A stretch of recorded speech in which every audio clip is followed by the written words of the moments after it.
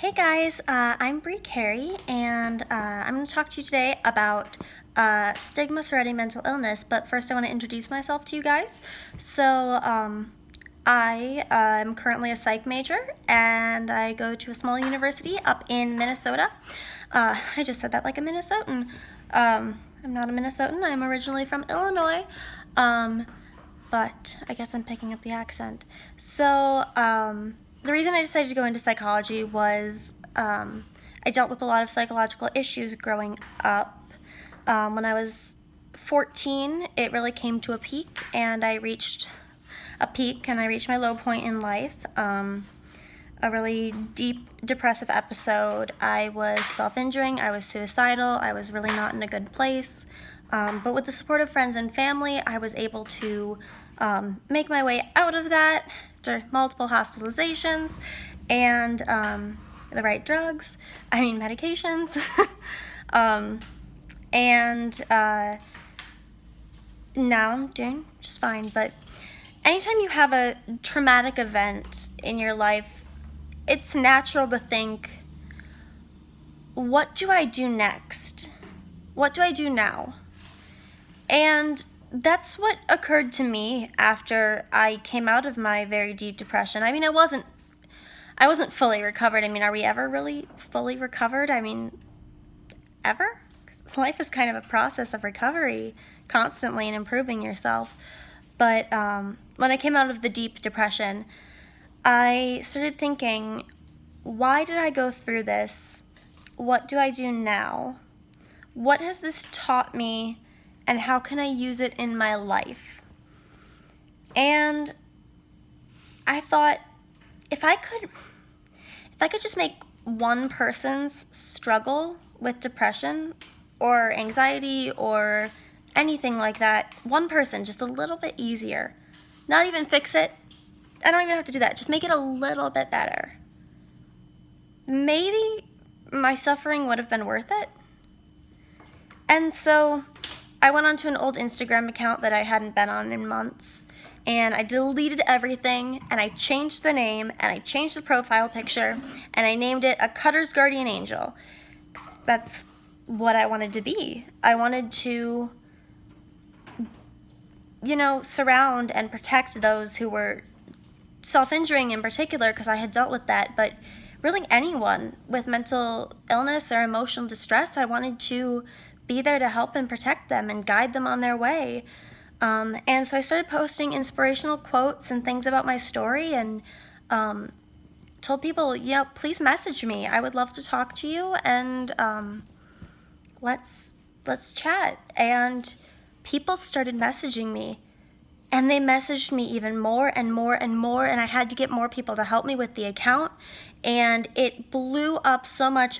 It became a nonprofit in 2013, and we became a registered nonprofit in the state of Illinois, and we had some in-person events, which have been very fun. And now at my campus, we're running a partnership organization with A Cutter's Guardian Angel, and it's called the Mental Health Alliance.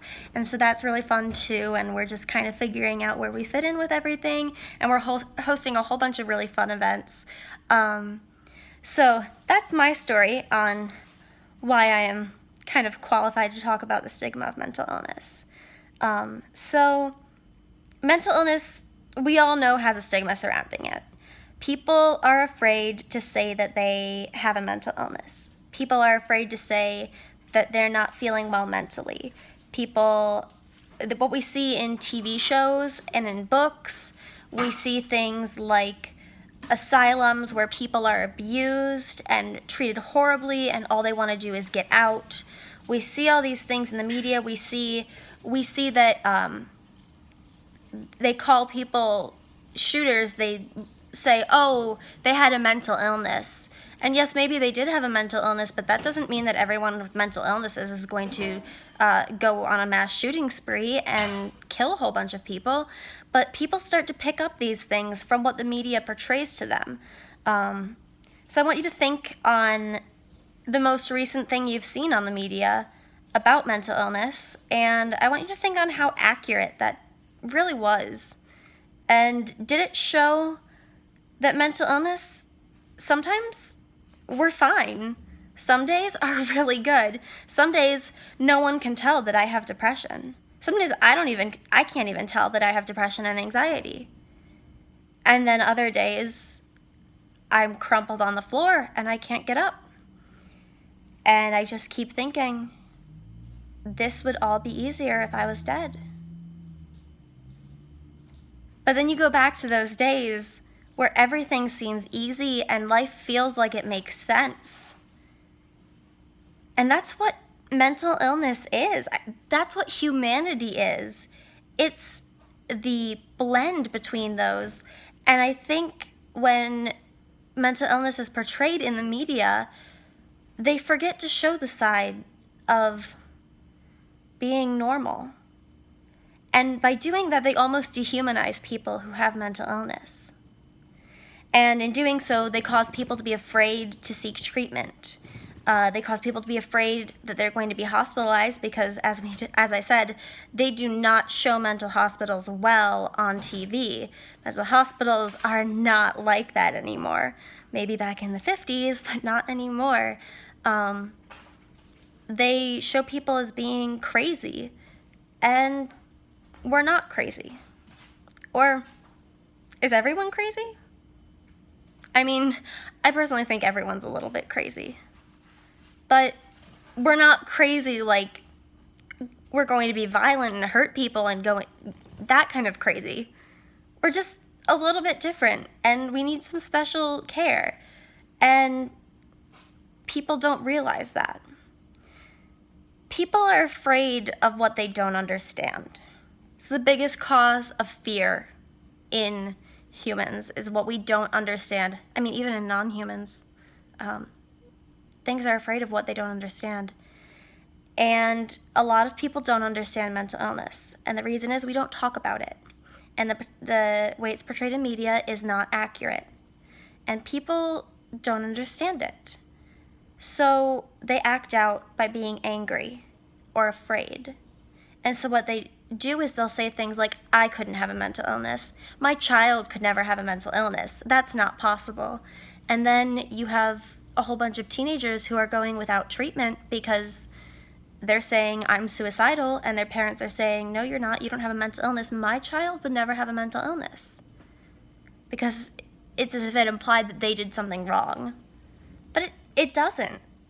Mental illness can come from so many different factors. Psychologists and psychiatrists are studying it constantly, and they still have not come to a full decision on what exactly causes mental illness in some individuals and doesn't cause it in other individuals. And it's a very complicated system of what we're finding out. And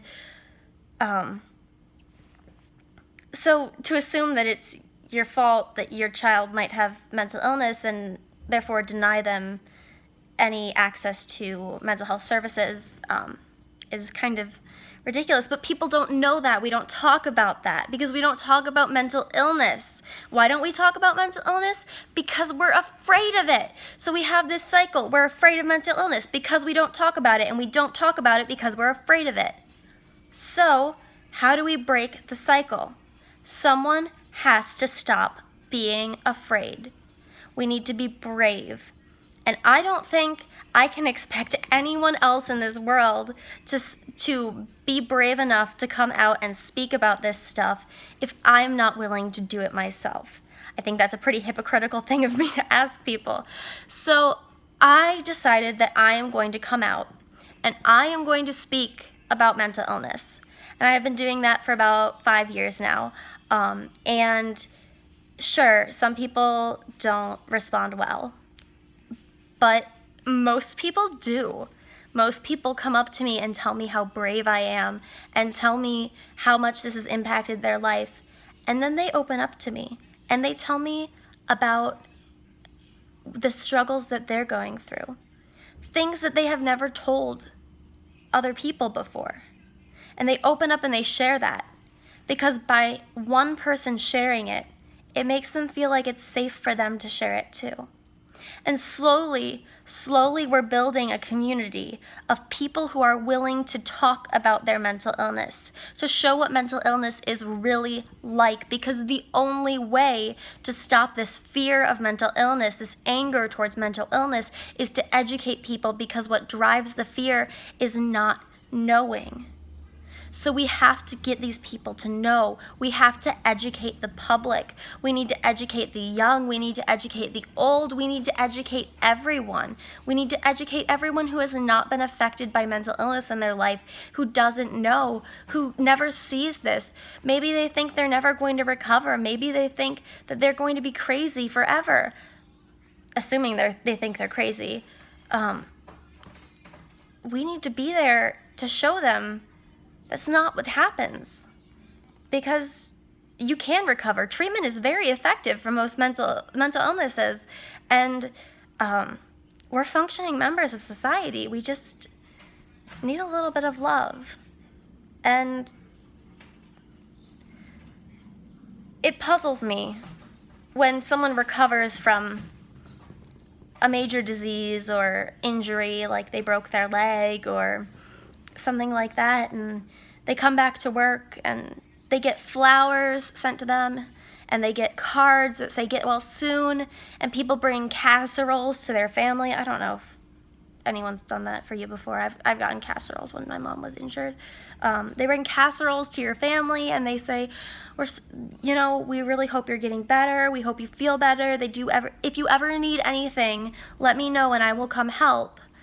And then when someone does recover, afterwards, they're congratulating them, they're offering to help them, they're telling them they're so brave, they're so strong for doing all that they have done. But when someone has a mental illness, they get hospitalized, no one sends them flowers. No one sends them get well soon cards.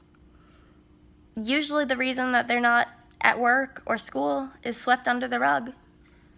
Their friends and family don't discuss it with other people. They make up excuses, reasons why the person isn't there. And when the person does come back, they're not faced with people offering to help them and congratulating them and hugs and telling them they're so strong. They're faced with even more work than they had the day before, and an even more stressful life, because they have to make up for the time that they missed taking care of themselves. And I just want to see people start to treat mental illnesses the way that they treat bodily illnesses, physical illnesses. Because a mental illness is real. A mental illness is an illness. It can kill you just as easily as a physical illness can. Probably more so, as it is suicide is the second leading cause of death in people under the age of 25. But the only way we can get to that is by talking about our stories, telling our stories, sharing our experiences, and building this community of people who are open and who are willing to answer the questions that people are afraid to ask. So what I'm asking you guys to do today, I'm not asking you to share your life story on YouTube. I'm not asking you to start a nonprofit. I'm not asking you to take on a psychology major. I'm asking you to be willing to share a little bit more. Start with the people you love. Explain to your friends. Next time you want to say, "Oh, I'm sick, I can't go out," but it's really your anxiety, instead tell them. Tell them, "I'm feeling anxious and I don't think I can go to the movie theater right now. I really just need to stay in bed and lay here and be upset." I want you to try and make yourself vulnerable, because we have to be vulnerable to let other people in. And we have to let people in to help heal people. So I really hope you guys can try and make that little step and reach out to more people and share a little bit more about yourself and a little bit more about what you're going through. If every day you can increase that little bit, imagine where we'll be in 10 years. Because we are progressing so much, and it's because of us. It's because of us, guys. It's because we're talking about it. We're living it. We're not hiding it. We're not sweeping it under the rug. We're being open about it. We're telling people, I had a mental illness. I have a mental illness. And I am living a happy life. And I want you to know that I am okay. Even though sometimes I'm not okay. So, I hope you guys have a great day.